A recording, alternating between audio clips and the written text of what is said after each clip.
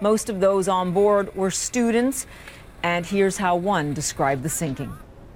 There was an announcement telling us to sit still on the ferry, but the ferry was already sinking.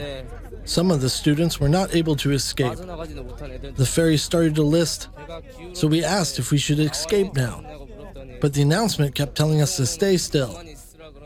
I'm so worried about the other students in our rooms. Journalist Andrew Salmon is in Seoul and joins us now. Andrew, so many people missing, so many of those students missing. Anxiety must be so high at this hour. Tell us what you know about efforts to try and get to those people who are still missing. And is there some links, some boats that maybe have been out there? Are these people perhaps saved and we just don't know where they are right now? What we know is the ship took about 2 hours to go under. What we're hearing from survivors just recently is when the accident, for whatever reason, happened, the ship tilted or listed onto its side very, very suddenly, which means that people on this side of the ship, the upper side of the ship, had a chance to get out. The people on the lower side were soon underwater, were having to fight their way up decks.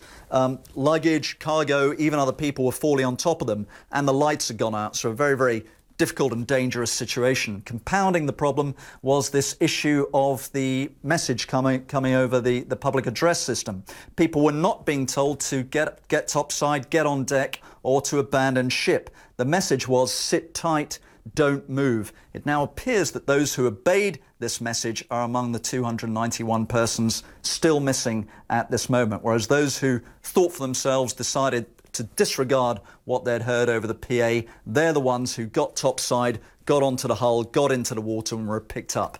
You may have seen from the earlier news footage which was taken that this ship went down in a very widely used area of navigation. There are a lot of ships and boats, fishing boats as well as commercial ships, as well as the Navy and Coast Guard, who are coming up and assisting in the rescue effort. So the people who went over the side into the water, however cold it may have been, I think had a pretty good chance of being picked up and surviving. It's those who are stuck in the ship as it listed and capsized. All that remains of the ship at this moment is just a section of the bow turned upside down, sticking out of the water.